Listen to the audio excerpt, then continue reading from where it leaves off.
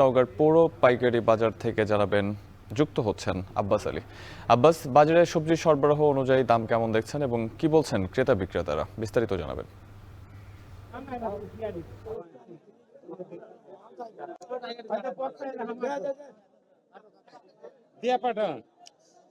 স্বভাব শীতকালীন বিভিন্ন ধরনের যে শাকসবজি রয়েছে সেই শাকসবজিতে বলা যায় যে ভরপুর বাজার, অর্থাৎ সবজির উৎপাদন যেমন বেড়েছে তেমনি হাট বাজারগুলোতে সরবরাহ বেড়েছে। আর সরবরাহ বেড়ে যাওয়ার কারণে এখন সবজির দাম অনেকটাই কম। বলা যায় যে সবজির বাজারে এখন স্বস্তি, অর্থাৎ গত 3 সপ্তাহ থেকে সবজির বাজারে বেশ স্বস্তি ফিরেছে। বলা যায় যে সব ধরনের সবজি এখন 10 টাকা থেকে শুরু করে 50 টাকার মধ্যে মিলছে। তবে দুটি সবজির দাম আমরা দেখেছি যে এখানে নওগাঁ পৌর পাইকারি বাজারে দাম একটু চড়া, অর্থাৎ বলা যায় যে করলা এবং টমেটোর সরবরাহ কিছুটা কম, যার কারণে দাম একটু চড়াই। বলা যায় যে প্রতি কেজি 50 টাকা পাইকারি বিক্রি হচ্ছে। এছাড়া অন্যান্য যেসব সবজি রয়েছে সেগুলো 10 টাকা থেকে 40 টাকার মধ্যেই পাওয়া যাচ্ছে। সেগুলোর দামের কথা যদি বলি যে এখানে বেগুন বিক্রি হচ্ছে 30 টাকা কেজি, গাজর 25 টাকা কেজি।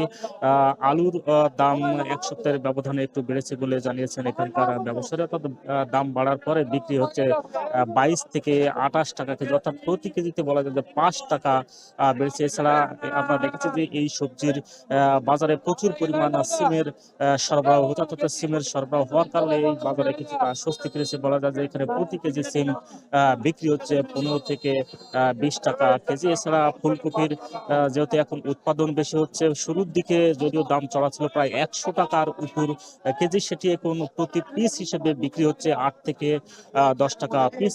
এছাড়া লাউ বিক্রি হচ্ছে 20 থেকে 25 টাকা এবং শাকও একই দামে বিক্রি হচ্ছে। বলা যায় যে কেজির দরে লাল শাক, সবুজ শাক বিক্রি হচ্ছে 20 থেকে 25 টাকা কেজি এবং যেসব পাতা পেঁয়াজের যে ফুলকা রয়েছে সেগুলো বিক্রি হচ্ছে 20 টাকা কেজি এবং মরিচ বিক্রি হচ্ছে 80 টাকা কেজি। আর এখানকার যারা ক্রেতা রয়েছেন তারা বলেছেন যে সবকিছুর দাম যেহেতু কম রয়েছে যার কারণে বাজার অনেকটা স্বস্তি ফিরেছে। তবে কৃষকরা বলছেন যেহেতু সবজির উৎপাদন করতে গিয়ে তাদের উৎপাদন খরচ একই পড়ছে, অর্থাৎ মৌসুমের শুরুতে যেসব উৎপাদন খরচ বেড়েছিল এখনো সেই অবস্থায় রয়েছে, অর্থাৎ মৌসুমের শুরুতে দাম বেশি হলো এখন দাম কমেছে, লাভের পরিমাণ অনেকটাই কম বলে জানিয়েছেন, যার কারণে উৎপাদন খরচ উঠলেও লাভ হচ্ছে না। তবে আগামীতে বলা যায় যে বড় আবাদ শুরু হলে সবজির উৎপাদন একটা কমে আসবে, তখন দাম বাড়বে বলে জানিয়েছেন কৃষকরা। তো এই ছিল আমার কাছে সবজির দর দাম নিয়ে সবশেষ।